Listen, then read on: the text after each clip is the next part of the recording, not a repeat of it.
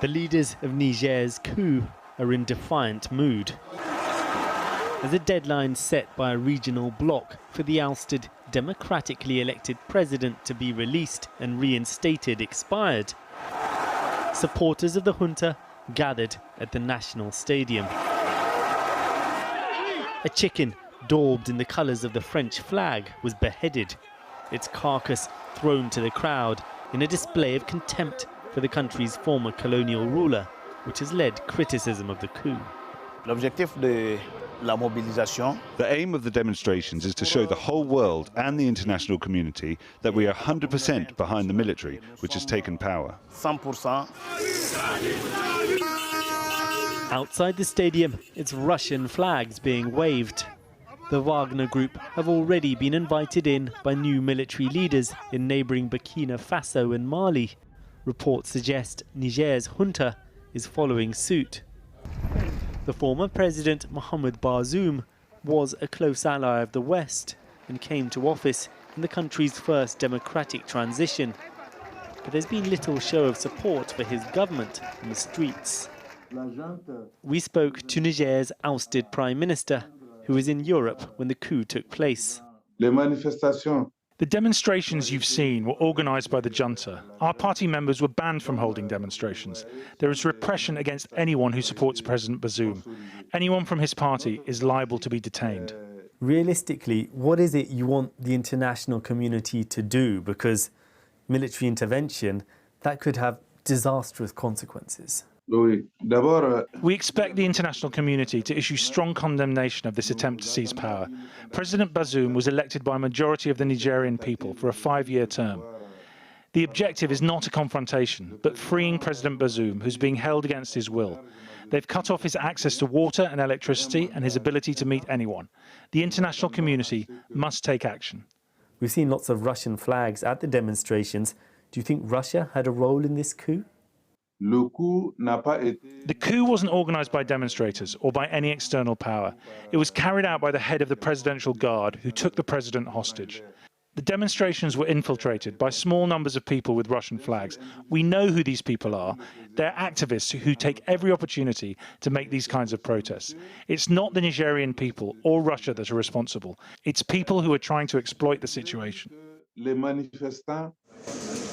A regional bloc of West African states, rattled by a string of coups in the Sahel region, had warned they could intervene militarily if President Bazoum wasn't back in office by last night.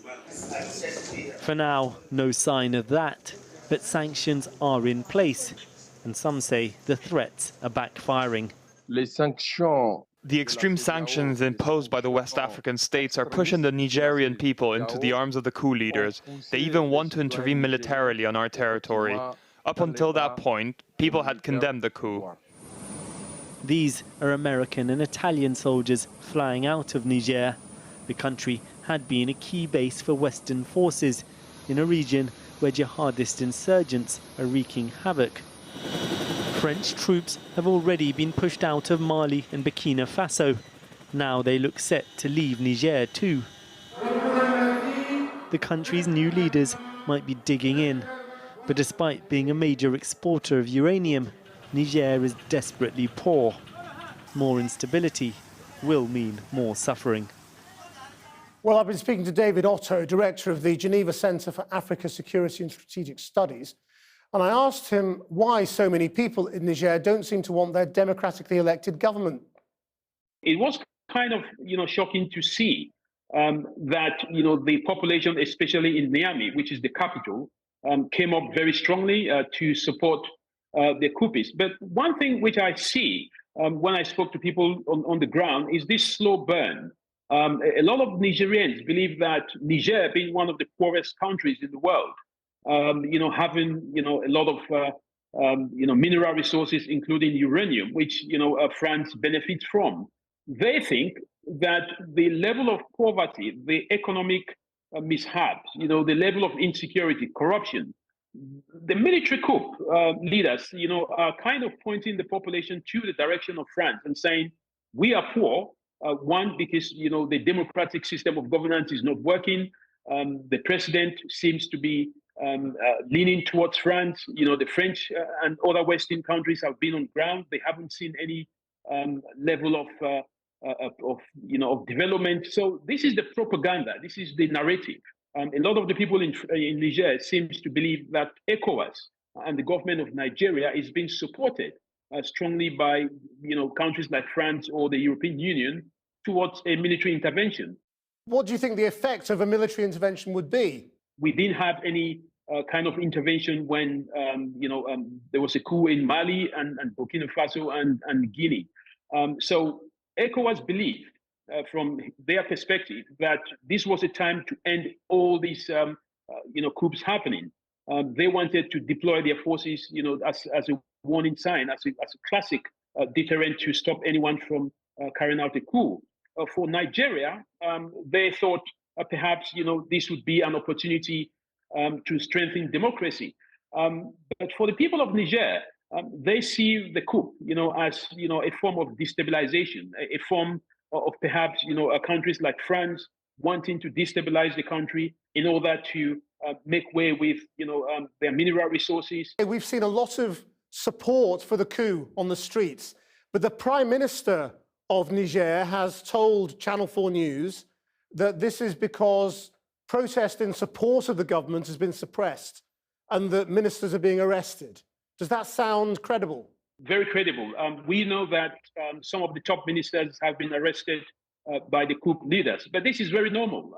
This is a pattern that we've seen in every other coup country, including Mali and Burkina Faso. They will suppress the voices of those who are calling for the coupists to hand over a democratic system of governance and replace or reinstate, President Mohamed Bazoum.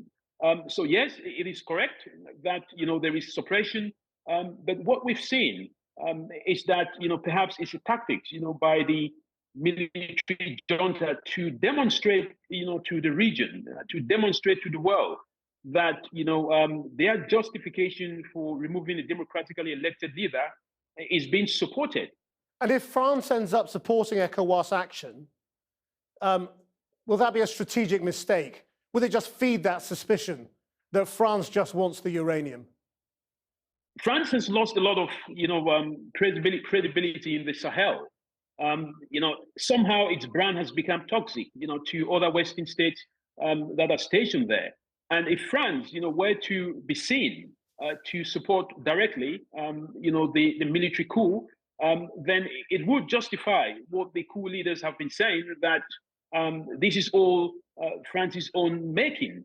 So there is a lot of anti-French sentiments going on, and I don't think it will be in France's advantage, owing to its presence in the region, to get itself involved directly.